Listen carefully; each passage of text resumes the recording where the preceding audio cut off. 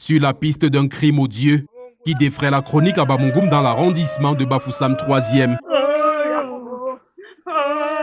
Ici repose Jacob Téné et à quelques mètres de là, Jean Mangwa, son frère cadet.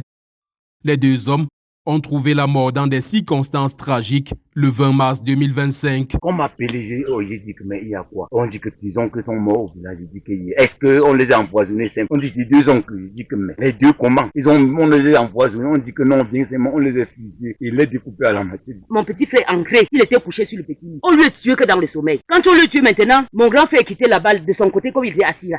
Jusqu'avant de le porter, il était comme ça. Il venait maintenant comme ça, se défendre.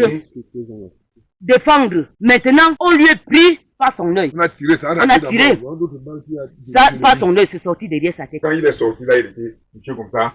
On lui a une fois tiré et découpé la tête. Cette horrible découverte pousse les proches des deux hommes froidement abattus à se souvenir des menaces qu'ils subissaient d'un notable de la cour royale Bamougoum qui voulait s'accaparer d'une partie de leur patrimoine foncier. Selon ce qu'il m'a dit, que l'entrée de la fête, ils ont attaqué les bandits. Les bandits ont jeté un petit portrait tout ça là. Moi j'avais vu, on avait découpé même devant moi, il avait partagé sur les gens. Et après maintenant, le papa, il est parti dire au papa si, que le père, si il cherchait son corps, il a dit que oui, il a eu le corps. Le père a dit que c'est lui qui a volé. Il m'a dit que oui, fils, que d'aller en prison. Nous, j'appelle la mère, ça c'est notre maman. Le parcelle de terrain qu'on a payé là-bas, ouais. Je prends ça en garantie pour ne pas aller en prison. Là, le jour que j'ai son agent, je lui donne, il laisse le terrain. Le père là, il a monté les enchères même jusqu'à 300 000 pour le petit porcelet là. On a même cherché l'argent des 300 000. Moi-même jusqu'à 10 000. Tourner à la maman. Les gens envoyaient les gens qui n'ont pas négocié pour qu'on remette son argent et remet le terrain. Jamais il avait à trouver un jour terrain. Mis au courant des tensions qui régnaient entre ce notable et les défunts, le commandant de la brigade de gendarmerie de Konsou décide de suivre la piste de ce suspect.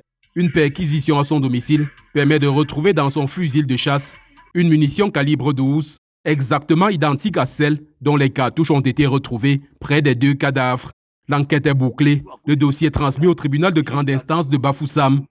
Alors que la famille et l'avocat des victimes pensent que le tribunal a suffisamment d'éléments accablants contre ce suspect, ce dernier est plutôt libéré sous caution. J'étais l'autre jour en ville, on m'appelle, on me dit que voici l'assassin de Orange. Nous-mêmes, on est dépassés. Tout ça, c'est comment comme ça? Je suis resté, je suis dépassé, monsieur le journaliste. Donc c'est parce que nous, on n'a pas pour nous l'argent, on n'a pas pour nous rien. Il me sabote dans notre famille qui m'a donné 25 millions avec sa voiture valable de 4 millions. Alors que je n'ai jamais mis l'œil sur lui. La remise en liberté de cet homme à Printemps a sémé la panique dans tout le village Famkou 1. L'enfant qui habitait ici, il a fui, il a abandonné la construction. Il a peur qu'on peut venir l'assassiner, comme il a assassiné les autres de l'autre côté là. Cette famille désemparée, qui vient de perdre brutalement deux de ses membres, reste inconsolable et demande que justice soit faite.